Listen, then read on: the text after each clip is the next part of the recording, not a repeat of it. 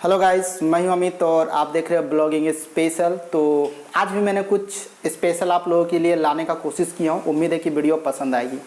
और ये उसी टॉपिक पे है जो सबसे ज़्यादा आपको परेशान करती है। थंबनेल में आपने बिल्कुल सही देखा है कि लो वैल्यू कंटेंट क्यों आती है, हमारा कंटेंट में ऐसा क्या किया जिसके कारण से मेरा जो कंटेंट है वो लो वैल्यू चला जाता है।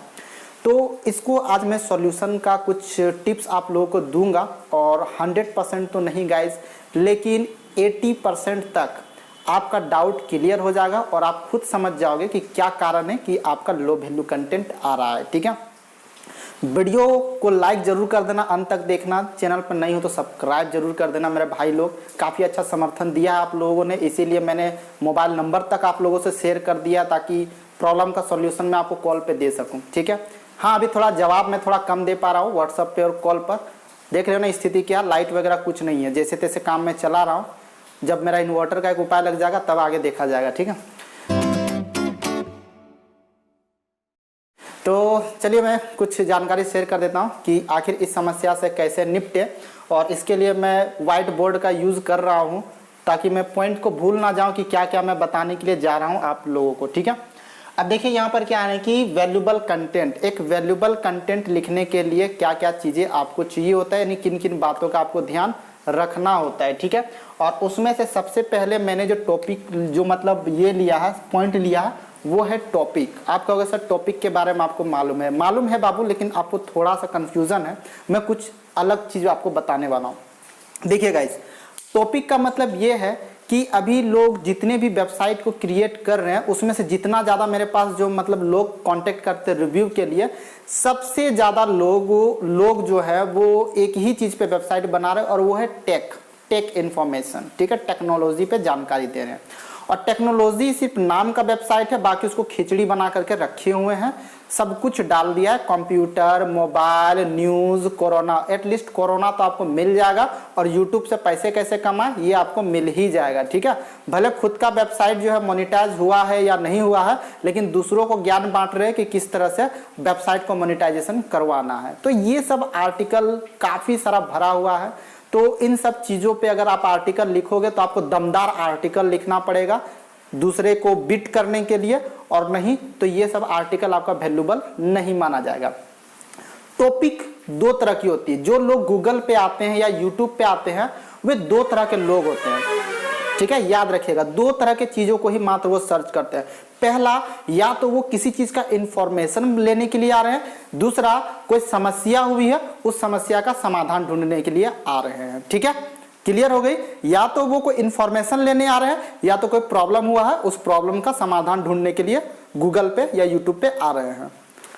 अब गाइस, आप लोग हर कोई सिर्फ इंफॉर्मेशन ही प्रोवाइड करते हो, जबकि मेरा मानना है ज्यादातर लोग प्रॉब्लम वाले को सर्च करते हैं। ठीक है, किसी का फेसबुक लॉगिन नहीं हो रहा है, किसी का एडसेंस अकाउंट डिसेबल हो चुका है, किसी का एडसेंस अकाउंट रिजेक्ट हो चुका है, ठीक है, किसी का वेबसाइट डिलीट हो चुका है। तो मतलब प्रॉब्लम को ही ज्यादातर लोग सर्च करते हैं। ठीक है, तो मैं आप लोग को गाइड करूंगा यार प्रॉब्लम पे ज्यादा काम करो।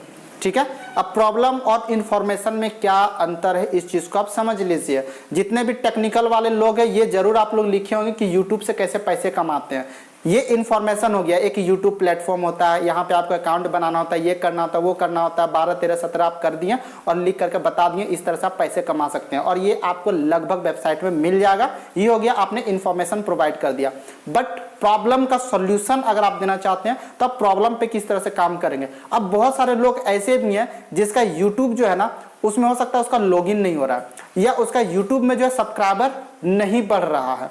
ठीक है, या तो उसका YouTube ग्रो नहीं कर रहा है, या तो YouTube उसका हैक हो चुका है, या तो उसका YouTube में लॉगिन नहीं ले रहा है। तो ये होता है सॉल्यूशन, मतलब प्रॉब्लम है और इस प्रॉब्लम का आपको सॉल्यूशन प्रोवाइड करना है। मैं जो भी वीडियो बनाता हूं उसमें ना सिर्फ प्रॉब्लम पे ही काम करता हूं, इसी कारण से मुझे अच्छे खासे लोगों का समर्थन मिल जाता है। ये भी प्रॉब्लम है लोगों का, लो वैल्यू कंटेंट, यानी कंटेंट को वैल्यूबल कैसे बनाए। लो वैल्यू कंटेंट एरर आती है तो उसको प्रॉब्लम को सॉल्व कैसे करें, वैल्यूबल कंटेंट क्या होती है, मैं यहाँ पे सॉल्यूशन दे रहा हूँ।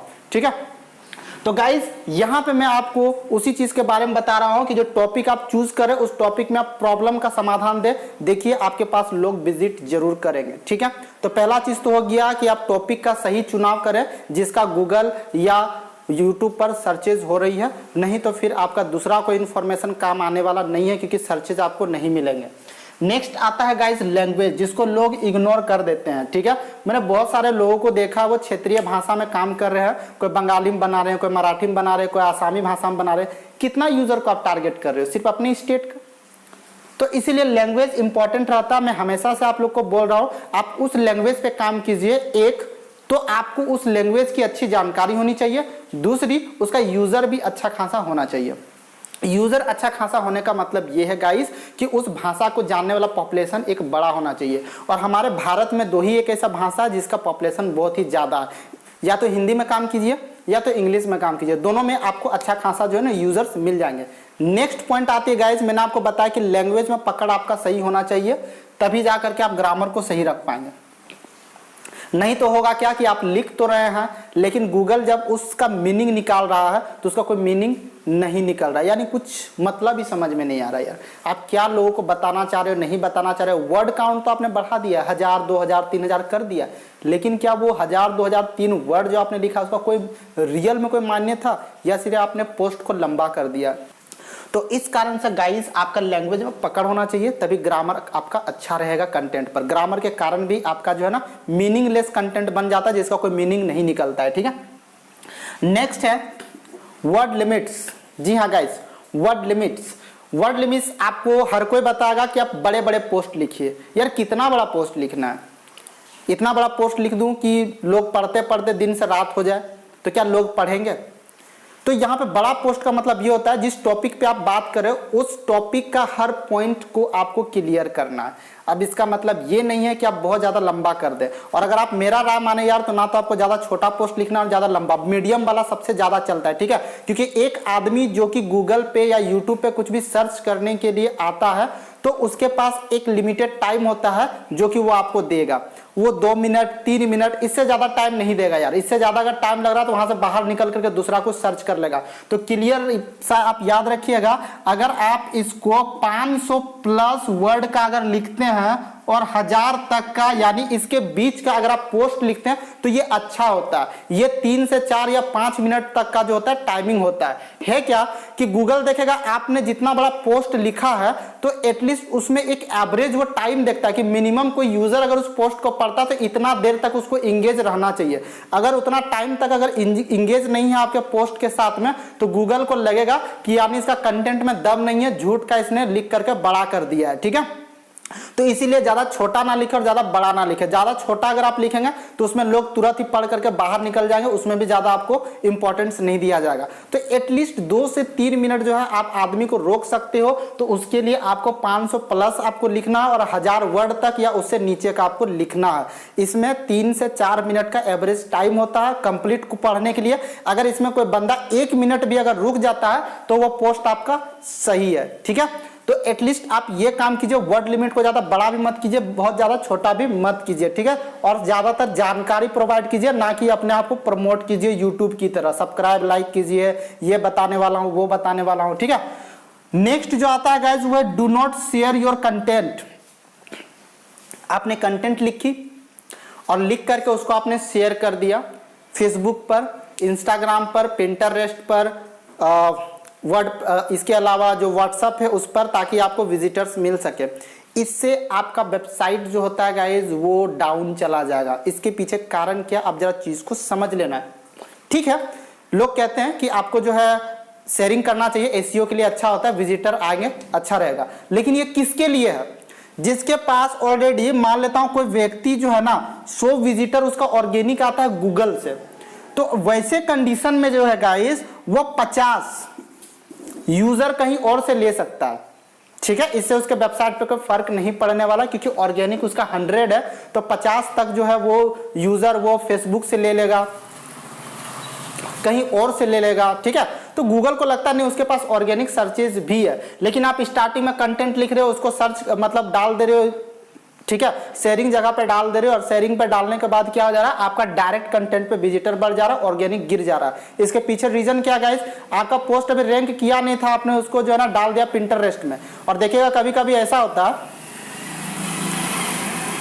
हमारे ओरिजिनल यूआरएल के जगह पे जो ना या तो पिंटररेस्ट या तो फेसबुक वाला यूआरएल जो वो फर्स्ट पे रैंक कर रहा है, जबकि यूआरएल वाला जो मेरा ओरिजिनल वेबसाइट का यूआरएल है वो कहीं डाउन चला गया। तो इससे क्या हो जाएगा, डायरेक्ट विजिटर जो है बढ़ जाता है आपके वेबसाइट पर, ठीक है। और यही कारण है गाइस कि आपको लो वैल्यू कंटेंट भी मिल जाता है। तो आपको डायरेक्ट को जो है ना कम करना है और ऑर्गेनिक सर्च पे ज्यादा ध्यान देना है। अब बात आती है गाइस कि आप जब पोस्ट लिखते हो तो इंडेक्स होने में थोड़ा टाइम लगता है, और इंडेक्स होने के बाद वो रैंक कर जाए इस बात की कोई गारंटी नहीं होती है। तो एटलीस्ट आपको वेट करना चाहिए। आपका जो कंटेंट जैसे जैसे वो पुराना होगा वैसे वैसे वो आपका रैंक करेगा। ऐसा नहीं आज डाला कल वायरल हो गया, होता है एक दो पोस्ट, लेकिन सारा को आप नहीं कर सकते हैं। तो पोस्ट को एटलीस्ट पुराना होने दे, जितना पुराना होगा उतना अच्छा होता है। कभी कभी कुछ कंटेंट पे आपको स्टार्टिंग में कोई रिस्पॉन्स नहीं मिलेगा, इसका मतलब वो उस टाइम लो वैल्यू कंटेंट है। लेकिन गाइज हो सकता है कि आने वाला टाइम में उसका कोई ट्रेंड चले और वो कीवर्ड आपका रैंक कर जाए पुराना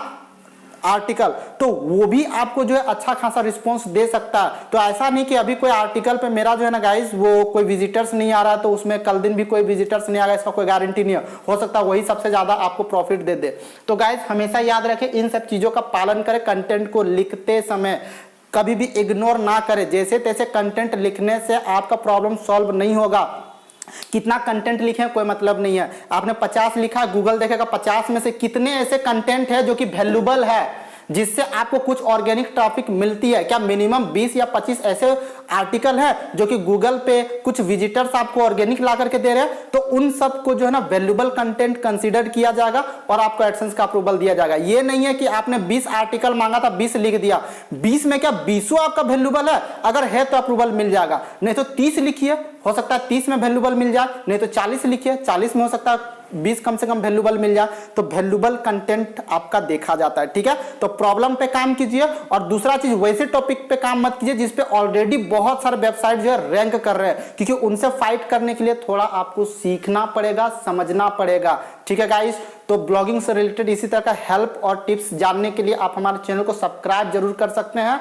और नेक्स्ट वीडियो किस पर चाहिए कमेंट कीजिएगा, कोशिश करूंगा उस पर लाने के लिए। चलिए फिर से मिलते हैं एक नए वीडियो के साथ, तब तक के लिए धन्यवाद।